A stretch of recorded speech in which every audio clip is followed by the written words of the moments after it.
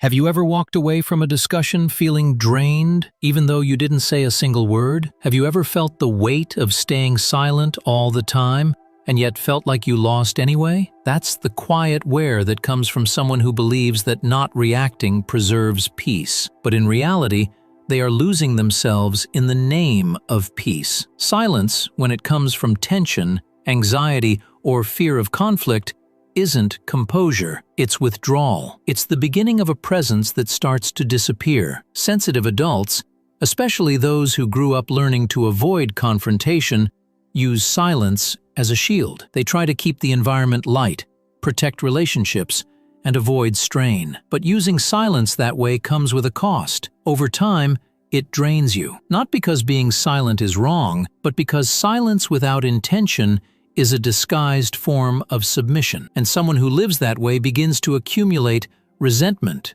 frustration, and even doubt about their own worth, even when they are right. Marcus Aurelius, surrounded by voices, opinions, and competing interests while governing an empire, did not try to win every argument. He sought not to be dominated by them. His strength was in staying centered, while everyone around him tried to provoke him. His most powerful response wasn't silence itself, but the reason he chose to be silent. He understood that silence can be presence or it can be escape. The difference between the two lies in internal clarity. Epictetus also did not see virtue in silence merely for its own sake. To him, both speaking and staying quiet have value only when they come from conscious decision, not automatic reaction, but expressions of inner mastery. And perhaps that is the most important point. True silence is not absence, it is intention. Silence can protect, heal, and even transform an environment, as long as it comes from someone who knows why they are being quiet. This video is about that. About the kind of silence that doesn't weaken you, about the silence that doesn't turn into resentment, about how to use stillness as emotional intelligence, not as armor. Let's learn how to turn this passive habit into a powerful presence, because being quiet can be a choice, or it can be the absence of yourself. Many people believe that simply swallowing a response is a sign of maturity, that not responding immediately to a provocation shows strength. But silence that comes from containment is not the same as silence that comes from clarity. Swallowing everything without processing anything is just a way of postponing the conflict inward. The emotion stays alive, active in your body, demanding resolution, even without words. Your body remembers what your mind does not express. When you remain silent without processing, you are not choosing peace. You are accumulating tension. The suppressed gesture turns into latent irritation, into repetitive rumination. The scene keeps returning to your mind. The response you didn't utter haunts you for days after. What once felt like control turns into a cycle of quiet emotional wear. Marcus Aurelius had a simple but revealing habit. He wrote before he acted. He recorded his thoughts, his pains,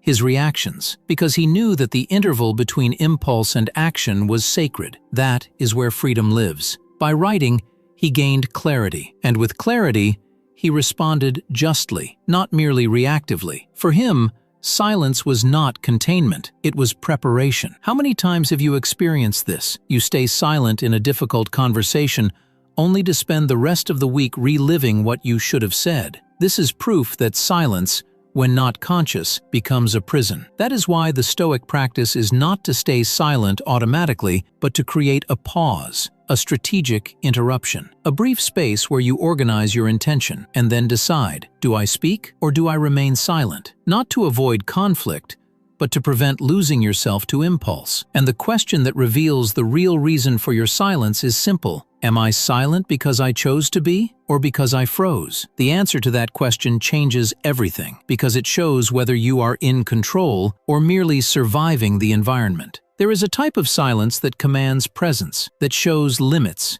even without words, and there is another type that invites abuse, one that, by avoiding tension, teaches others they can interrupt, diminish, or ignore you without consequence. The line between the two is thin, and many cross it without realizing. Confusing continuous tolerance with dignity is a silent mistake. The intention is to keep the environment harmonious, but by not naming basic limits, you begin to reconfigure how others see you. Little by little, people stop seeing you as someone firm. They start seeing you as someone moldable, someone available to be ignored, corrected, or dismissed, all in the name of... Epictetus clearly warned against this. Accepting everything is not virtue. It's giving up what depends on you. And what depends on you? How you position yourself, the firmness with which you protect your boundaries. The moment you choose to say, enough, whether spoken or not, that boundary needs to appear. In everyday life, this shows up in small gestures, frequent interruptions,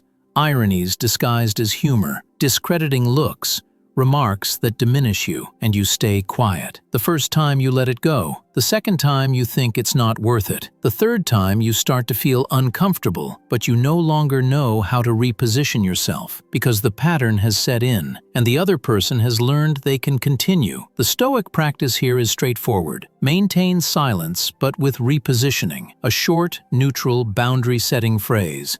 Something like, I haven't finished yet. I prefer not to go in that direction. That is not up for discussion right now. No irony, no sarcasm, no emotional weight, but with firmness. And when this becomes a habit, the consequence is immediate. Fewer intrusions, more implicit respect, because now your silence has shape, not just containment. There's a dangerous myth about intelligence, the idea that winning arguments is a sign of superiority, that dominating the conversation is the same as dominating the environment. But those who speak too much often give too much away. They show where they are affected, they leave emotional traces, and without realizing it, they lose control of their own presence. True emotional intelligence in discussions isn't about talking all the time. It's about knowing when to speak and what deserves to be said. The one who chooses the moment of speech leads. The one who speaks out of a need to defend, to prove a point, or to fill the silence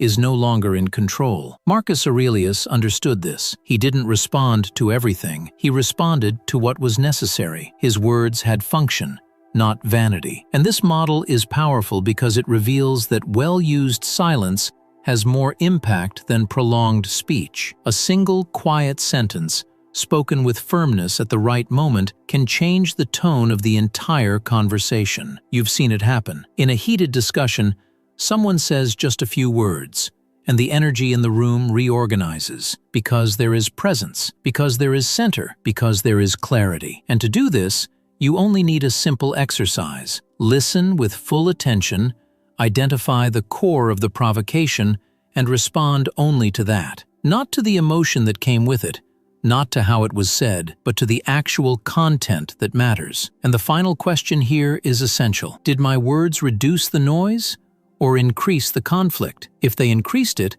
perhaps they weren't necessary. If they reduced it, then they were precise. And that is what distinguishes those who debate to win from those who speak to transform. Often the discussion ends outwardly, but continues internally. You stop talking, but you don't stop battling inside. The conversation ends, but your body stays tense. The mind repeats it, recreates it, reacts to it, and the conflict gets a second life within you. This is the most dangerous trap, appearing calm on the outside while waging war inside. Rumination is a slow poison. It drains more energy than the actual discussion, because by replaying what has already happened, you remain stuck in something that should already be over. And this internal imprisonment stops you from returning to a state of presence. It stops you from resting, reconnecting, reorganizing. You stay locked onto the last phrase, the tone of voice, the words you didn't say, and it exhausts you. Marcus Aurelius wrote for himself as a way to close the conflict inwardly. He didn't seek for others to change. He sought clarity in his own heart. And when that clarity came,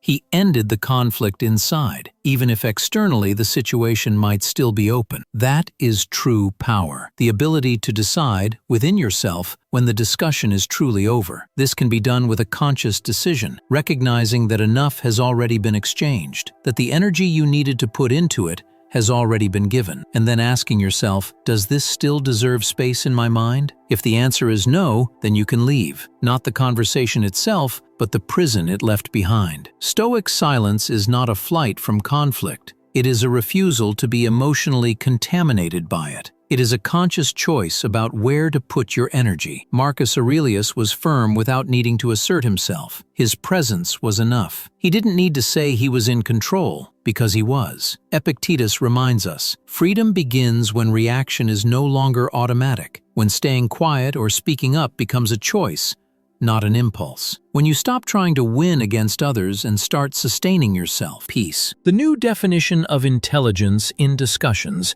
is not about winning. It's about choosing with precision what deserves your voice, your time, and your peace. Speaking less is not disappearing. It's showing up only when it matters. It's demonstrating presence not by the number of words you use, but by the quality of your intention. Because in the end, whoever masters silence masters themselves. And that is the highest expression of sovereignty. Not the kind that imposes, but the kind that endures, in silence, in peace, in self.